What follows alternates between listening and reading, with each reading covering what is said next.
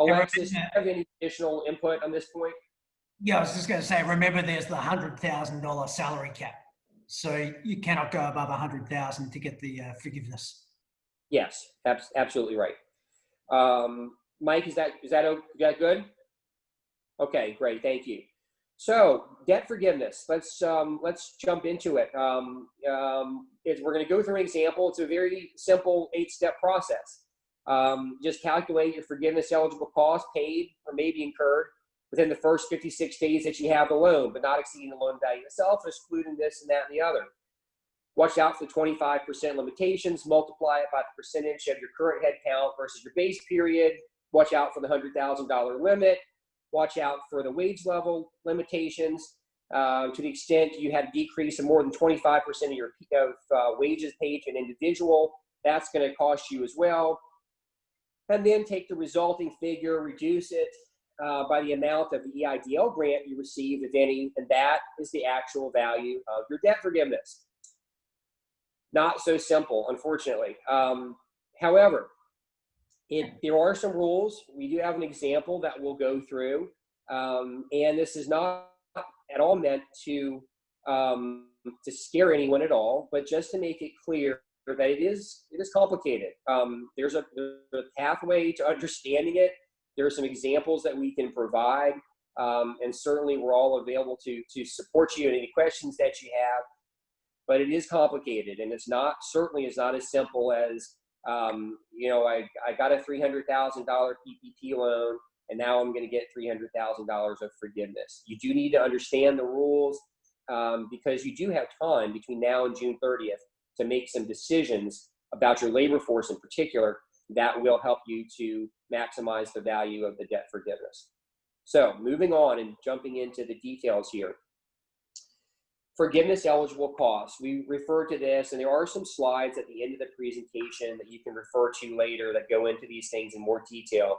Wages, salaries, rent, mortgage interest, utilities. However, all of the above is subject to the following limitations. First of all, they have to be paid or may be incurred within that 8-week period. Obviously, you can't have debt forgiveness more than the loan value itself. And then no more than 25%. This is a really tricky point, but one that's is not going to affect everyone, but it's definitely going to impact a lot of people. No more than 25% of your total forgiveness value can be related to non-payroll costs. This is a huge, huge issue and limitation for some people, particularly for folks maybe that had higher payroll levels last year than they do now. You received a large PPP loan based on 2019 payroll. Your wage levels or your head count, your payroll isn't as high now. This is going to be a problem for some of you, and it's going to impact the extent to which you can get debt forgiveness. We will go through an example, but please take particular attention to that point. Other limitations, to the extent that your head count is lower now than versus the base period, your debt forgiveness will be reduced proportionally.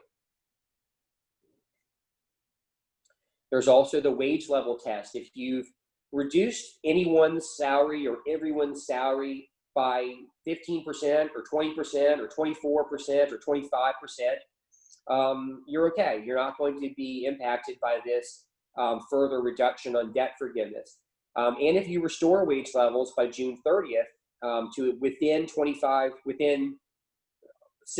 with only a 25% reduction versus what they were previously, then you're probably going to be okay as well. But you do have to be careful. This is an employee by employee test. And if anyone or more has received more than a 25% reduction in payroll versus the pre-COVID levels, then there is going to be an impact on your debt forgiveness. And then finally, as we discussed, if you received an EIDL grant, not a loan, and probably no one has an EIDL loan yet, but if you receive an EIDL grant, then that will reduce maybe $10,000, maybe a few $1,000s. That will reduce your debt forgiveness for your PPP. Still okay, Mike? We're good? Okay, thank you. So an example here. This is a really good calculator that we found These things might change some, so please keep your eye on it and stay in touch with us so that we can keep you apprised of any changes. But Paychecks put this debt forgiveness calculator together, and I want to go through. Rob, let me interrupt you for a moment. Yes, So I just had the question: is June 30th the end of it, or is it the end of the 8-week loan period? One of our clients got a loan on April 17th, and that's what he's trying to figure out. Yeah, sure. So there's two things that's a good question. Thank you. There's a couple of issues. You can spend your PPP money and you may be eligible for debt forgiveness for those first 56 days that you have the money in your hands. So if you receive that money May 5th, you have until 56 days later, whatever that is, maybe the end of June or maybe the first day of July or something like that, to accumulate costs that may be eligible for forgiveness. However, separately from that, June 30th is an important date because for the headcount test, which may limit your debt forgiveness, and for the wage level test, which may also impact your debt forgiveness level, there is a picture or snapshot, it appears. What is your wage level? What is your headcount at June 30th? How does that compare to the base period or the reference period? And that will impact the extent to which your debt forgiveness is reduced. So again, you can use those full 56 days past June 30th if the 56 days carries you past June 30th. That's certainly fine.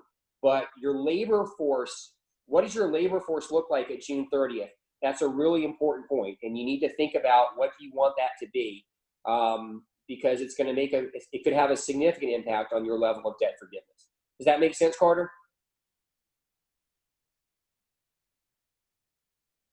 Okay. So, example here. I want to be careful on our time here. Loan value of $1 million. So based on last year's payroll, again, it's based on last year's payroll, you were able to secure a $1 million loan from your lender for a PPP loan. What's the first thing that you do?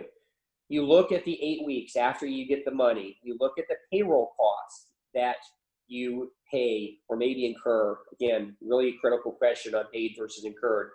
But you look at those 8 weeks, what were my payroll costs during that period of time?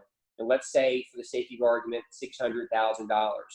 Now, this contemplates, frankly, a scenario where maybe your payroll level was higher during 2019. And now your wage levels are lower, your headcount may be lower.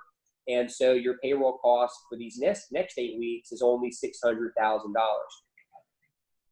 What do you do next? Item 3, you look at your other forgiveness eligible costs, mortgage interest, rent, utilities, a few other items. Hey, Rob. And let's say, yes, sir. We're getting a lot of questions on this particular aspect. What is deductible from? Yeah. So is it just rent for a building, or is it rent on lease equipment, that kind of thing? Yeah, that's a good question. Definitely rent on a building, it qualifies for sure. It's an open question and needs to be clarified by the SBA whether rent of vehicles, rent of heavy equipment, for example, could be included as a cost as well. It's not clear. The legislation does not appear to exclude those non-property types of rents. However, it's not entirely certain that that was the purpose either. So we will need to wait for some guidance and some clarity and frankly, some conclusion by the SBA over this next month or two on whether that is included. And I should add, Rob, there is a push to move from the 75% payroll, 25% mortgage, rent, utilities to 50%, 50%. So that is being actively discussed and pushed. So this could all change within the next period of time. Yeah, that's exactly right, Alexis. Thank you. It is a fluid situation for sure. What we have presented here are the rules as they stand right now, as best interpreted as can be done, we think.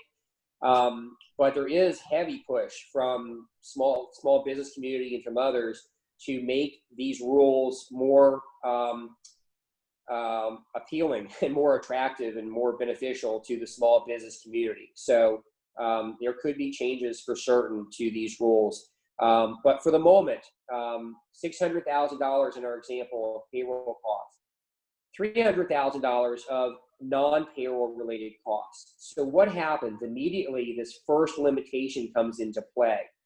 You're not going to get, in this scenario, you're not going to get forgiveness on that full $900,000 because your non-payroll costs, you cannot have more than 25% of the forgiveness. Only 25% of the forgiveness can relate to non-payroll costs. So that $300,000 is limited to $200,000, such that you get debt forgiveness on $600,000 of payroll, $200,000 of non-payroll. $200,000 is 1/4 of that total $800,000 where you now stand in terms of the max debt forgiveness that you can hope for. And we haven't applied some of the other tests yet. So be very careful about that. It's a critical issue. It's really going to impact some people. Hopefully it's loosened up some, but we can't know that it will be. The next step, you have to look at your labor force, the next 2 steps. This step here is looking at your head count. I'll go through this quickly. It's complicated. The details are complicated, but the concept is pretty simple. You look at your current head count. What is it? Let's say you have 8 full-time employees and you have 2 half-time employees. That probably is going to translate to 9 full-time equivalent employees. And if that's what your employee level is on June 30th, then that's the top of this equation. That's the numerator in this equation that we're going to put together. What is your reference period? You can look at either the first couple of months of 2020, or you can look at the first half of 2019. You have the option. You should choose the one where you had a lower head count during that period of time, because you want that lower part of this equation to be a smaller number. In our example, we've said that you have 9 people on June 30th, and previously you had 10 people. So per the debt forgiveness rules, you've had a 10% reduction in your head count. And what is that going to do? It's going to reduce your eligible debt forgiveness on a proportional basis by 10%. So we were at $1 million. We had $900,000 of costs that we thought were eligible, but we were capped because of the 25% limitation on the non-payroll. So that took us to $800,000. The headcount test, we shaved off another 10%. So now we're down to $720,000. Next, the wage level test. This is the one that we discussed a few minutes ago. Person by person, employee by employee, June 30th versus the reference period. Did that individual's salary wage level decrease by more than 25% versus the pre-COVID-19 levels? If so, for 1 person, for 3 people, for 30 people, for all of them, if it's on a dollar for dollar basis, to any extent that you go over that 25% limit, you will reduce your, the debt forgiveness will be reduced accordingly. So it's okay to have a 20% reduction in wages or 25%. But if you go over it, it's not a light switch. It's not like if you go over that 25%, we don't think so at least. It's not like a light switch where if you go over that 25%, you lose all of that debt forgiveness. But the incremental portion is going to count against you. In our example, we've just said that's $5,000. That's going to reduce your debt forgiveness from $720 to $715. And then finally, the EIDL. If you received an EIDL, let's say $10,000, a grant, then the government figures, well, we've given you those funds already, and we're going to reduce that from your PPP debt forgiveness. And so you end up with $705,000 in this example that should be forgiven, assuming you have some good documentation and are able to navigate that conversation with your lender. So there's a lot there. We can answer questions at the end for sure, and after the presentation as well. But that's the situation in a snapshot. Not all of these limitations will affect all of you, but some of them are likely to affect most of you. Rob, if I could Yes. just jump in quickly, I did see there was a question there about someone asking about extending the 8-week period out. That is also up for debate as well, because people obviously got their loans. They haven't necessarily reopened their business and rehired or put back staff. So there's a push to extend that period out as well. Yeah. Yes, absolutely. And Rob, we're getting a lot of very specific questions as well that I know we're going to answer during the course of this presentation or at the end. But a lot of questions about specifically interest. How do you categorize that? Can line of credit be used as interest? When does the 8-week period actually start? And so a lot of questions around that specifically. But I also wanted to just mention to you and the audience, since we have the chats that are coming in per person, if we don't get to the question, either you, Rob, or you, Alexis, will send a response directly to each person that asks. Is that okay? Certainly. Absolutely. Yep. It may take us a couple of days if we have a bunch, but we'll do the very best we can for sure. One easy answer, Mike, and thank you for raising those issues. The 56 days, the 8 weeks starts on the day that you receive the funds from your lender. So the day that money shows up in your bank account, that's when the 56 days starts. The other questions are tricky. The interest issue, we're going to talk about some of these issues, but the bottom line is there are a lot of open questions that need to be resolved through the SBA interpretation and the SBA regulations. The interest on the credit line, for example, not clear. Frankly, it's not clear. And we need some guidance, and we'll have to get guidance on how some of these other things apply. We have some guesses, and we'll go through, talk about some of them. I'm happy to discuss further at great length, but there are open questions, and that's important to understand. So to wrap up our example here, you had $1 million loan, $705,000 of debt forgiveness, leaves you with $295,000 of debt that's going to remain your obligation. Good news is it's a very, very low interest loan, 1% interest. Also good news, you won't have to make any payments for 6 months from the original loan date, maybe from the day you get the money. That's probably the better way to phrase that. But then you will have, you may have a residual loan value that you need to repay on a monthly basis for the next 18 months. 6-month deferral, 18-month payment period. That's the 2-year period that you may have heard about. It's not 2 years, in most cases at least. It's not 2 years from when you start making the payments. It's 2 years inclusive of that 6-month deferral period. Open questions. There are a lot. Costs incurred, costs paid, either. Is it your option? If payroll was April 16th through April 30th, and I made the payment on May 7th, and I received a PPP loan on May 3rd, does my May 7th payroll count because it was paid after I received it? Does it not count because it related to the period before I received it? It's really, really tricky. I think you're going to be in good shape if you take a cash basis approach. What's questionable is whether alternatively you may have the option to take an accrual basis approach. So, but we need guidance. Rent on equipment or just rent on property. Most of what I read suggests that the legislation doesn't really appear to provide a limitation, but it's not clear.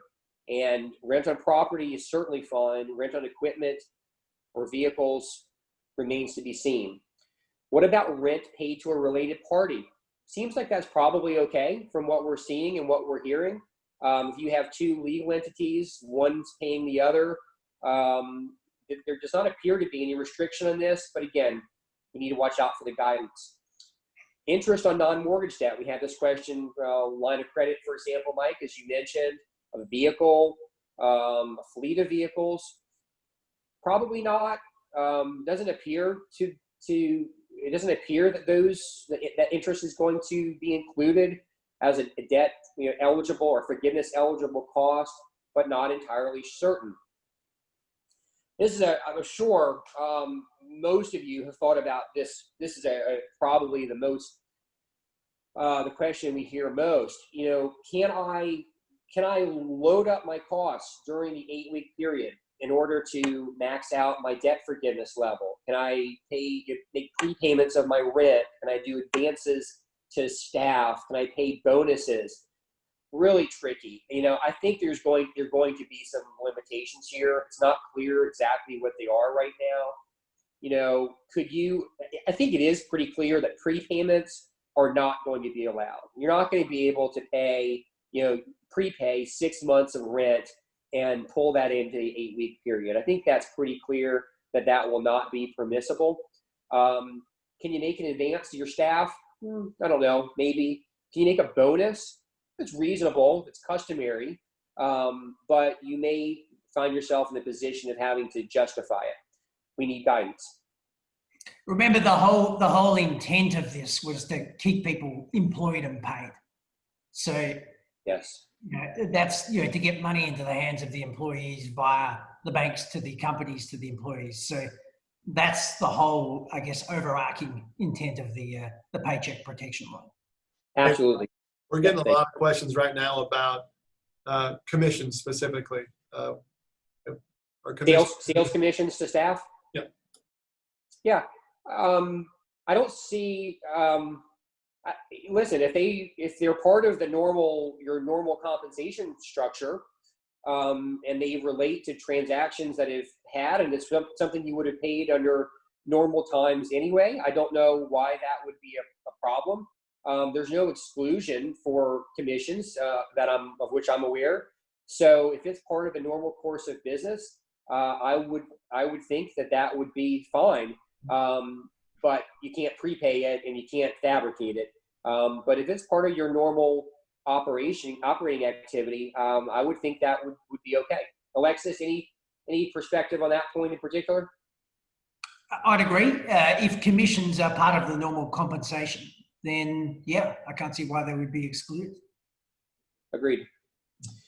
For the wage reduction test, is the forgiveness reduced only by the amount more than 25%? Yeah, I think it's pretty clear that that's the case. I did see one article calling that into question. So we need to be 100% sure, but I think that's going to be fine. Again, it's going to be a dimmer switch, not a light switch on and off as you cross that threshold.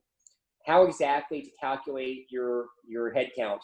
We need some clarity, probably based on maybe a 40-hour week for hourly rate employees, but we need some guidance.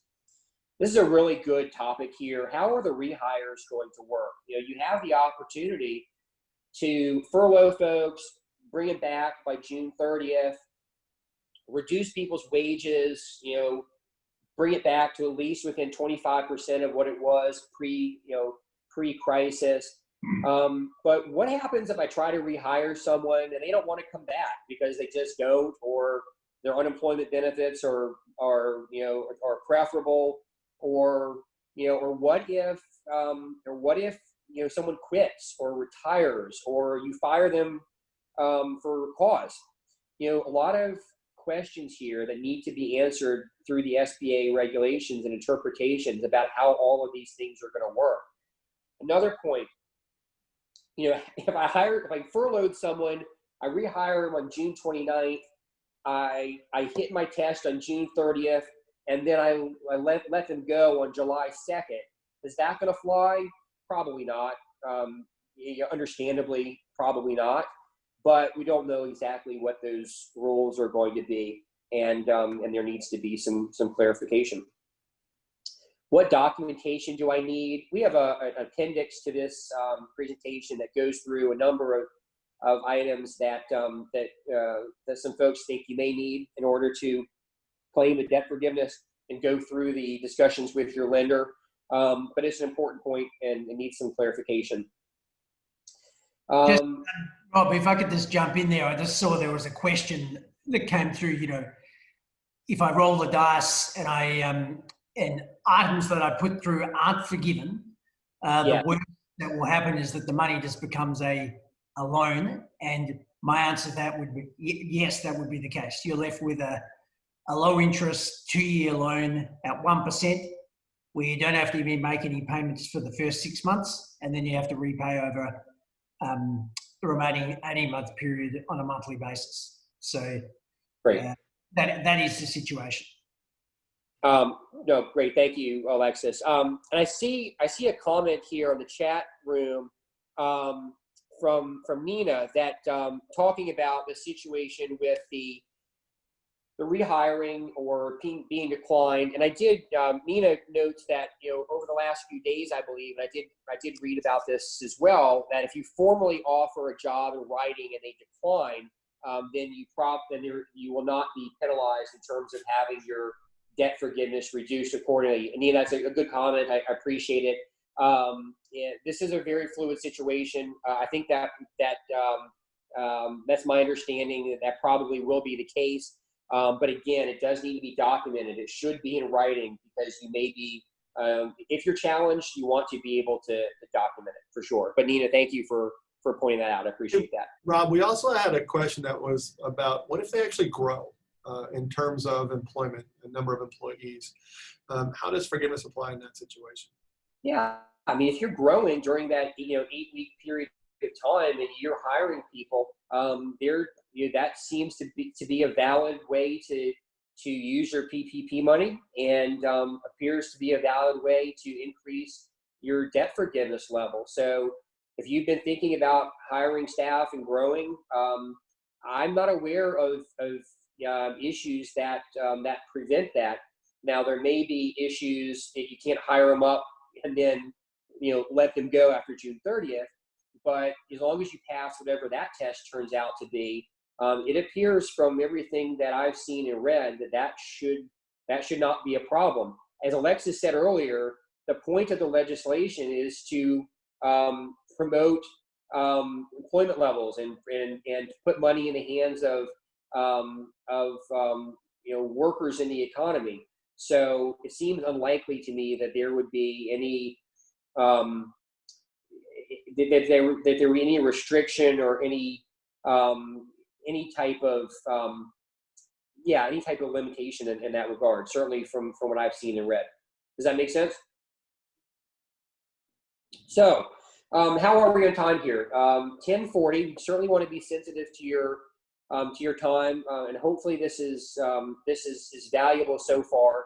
We're going to shift gears now, and I'm going to turn over the rest of the slides to Alexis Clark to talk about some other COVID-19 related issues for now as you're planning ahead. We will definitely double back at the end of this conversation, talk more about debt forgiveness and the PPP loans, but there are some other important points to think about and to know and consider that are not related to the debt forgiveness specifically.